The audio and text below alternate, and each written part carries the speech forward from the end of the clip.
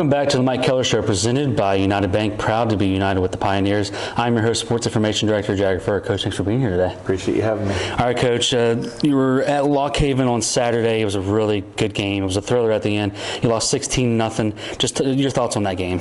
A lot of people commented to me what a good game it was. It was probably a good game to watch. You know, it's a hard game to be on the wrong end of the score with.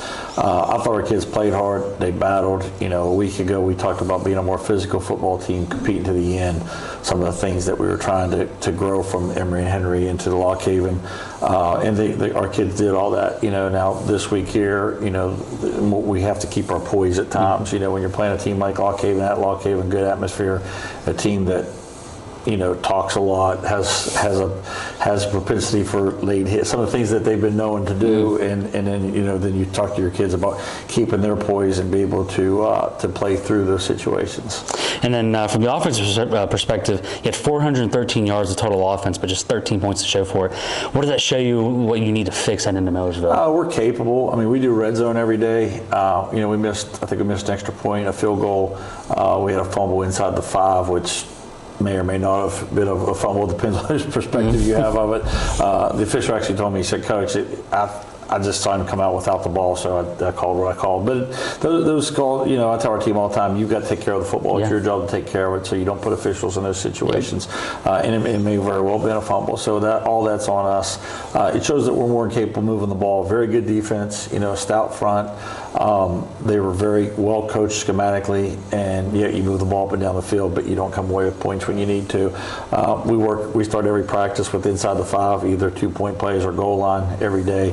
We have a red zone throw period, and we have a red zone team period. So it's not like we need to work on it anymore. It's just, you know, you just got to execute when you get down there a little bit better. And on the offensive side too, Anthony Garrett had one of his best games as a Pioneer. 23-35, 296, 2 touchdowns, and then Nassim Pacheco, same thing, 8 catches for 136. What was working so well with those two?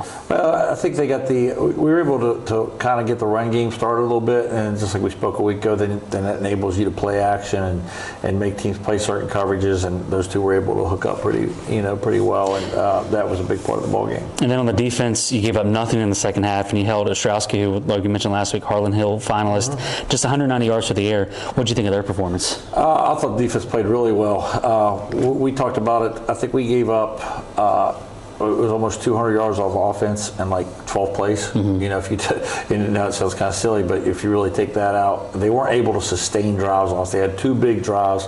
Ostrowski is a heck of a quarterback. He's the son of a coach. He knows where to go with the ball. Several times we had him down, and he flips the ball out to the back or finds a guy. And, you know, it's kids who's thrown for 300 yards a game a year ago, 290, and we hold him to what was it, 190 this week, and really should have held him to less than that if we do what we do. So it shows me we've got the players. It shows me we've got the scheme. Very tough opponent on the road, PSAC West, you know, all the things that are, it kind of is what it is. There's a reason we're playing these teams, you know, to make us a little bit tougher, to make us a little bit more mentally tough, to kind of show what we need to do to become a little bit higher profile program. And, you know, he's just learning experiences for us. Now, shifting gears to this week's opponent, it's another PSAC team. It's Millersville. Just off the bat, what have you seen out of them? I watched them play Frostburg a week ago. Frostburg jumped on them. And then Millersville, you know, they came back and really, I mean, I could look at that and say Frostburg had a couple chances to really put them away, which tells me that Millersville's very resilient.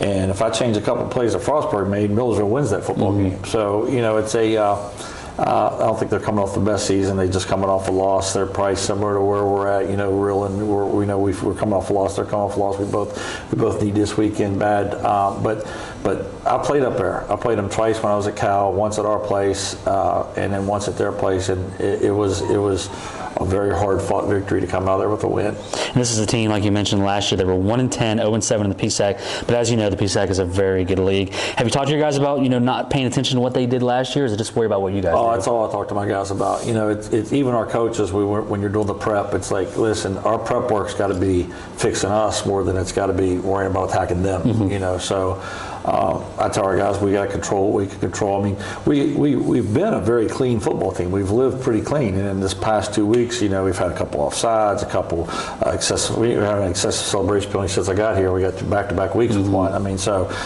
we do. And what's funny part, we start every practice. Well, about third period, we do a TTO period where we do a score drill, practice scoring, and do all that. And I was joking with the staff. I said, man, all we work on is what we do when we score in red zone, and those things bit us this past week. Maybe we ought to quit working on it, you know, but obviously that's not going to be the case. But no, we got a good group of kids.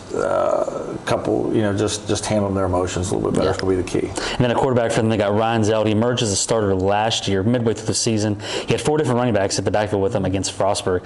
What's that do for your defense when there's so many guys being thrown at you? Well, they got to stop. You know, they got to defeat blocks and tackle the ball carrier, no matter who's back there. And running back, you know, if you look at offensive linemen, they come in certain sizes. Quarterbacks look a certain way. Receivers, running backs are all shapes and sizes. I mean, even if you look at the NFL, I mean, there's the big guys, there's scat backs. There, you know, you've got to be able to tackle all those guys, and they are very, very good at running back. They got a kid, the kid who played it for him, who was a Concord a year ago, was for like 190 against us, and he was getting, you know, he was coming in at the end of the game. So I'm thinking, man, if they got 2 guys better than him, then we really got to show up and tackle. And then they also bring back 3 of their top 5 receivers from a year ago.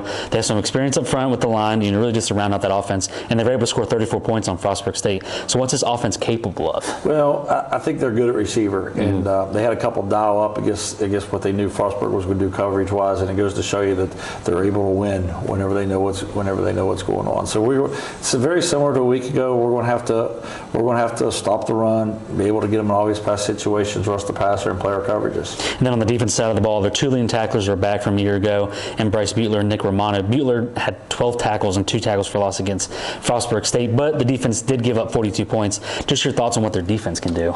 Well, they do a lot. I mean, they do a lot schematically. We only got the one game, and I mean, they opened it up everywhere, man. I mean, the prep. That's one of the reasons why I get to talk about our prep needs to concentrate on us more than trying to attack them, because they are very multiple. I mean, they do what we call radar defense, where they got everyone standing up blitzing, very similar to what Virginia State did against us. They're base 3 down front, but they'll line up in you know, even front looks. You know, they're multiple with their coverages. They'll blitz you a little bit. So it's really about us just executing our ball plays and playing within ourselves. You know, we talked about controlling the emotions, execution, worrying about yourself. Just your keys to the game for this week. That really is the keys to the game. I mean, we got to be a physical football team. We got to be a high level of execution football team, and we got to control our emotions and execute ball plays. Okay, I appreciate you coming on today. Thank you. All right, thank you guys for watching the Mike Kellar Show.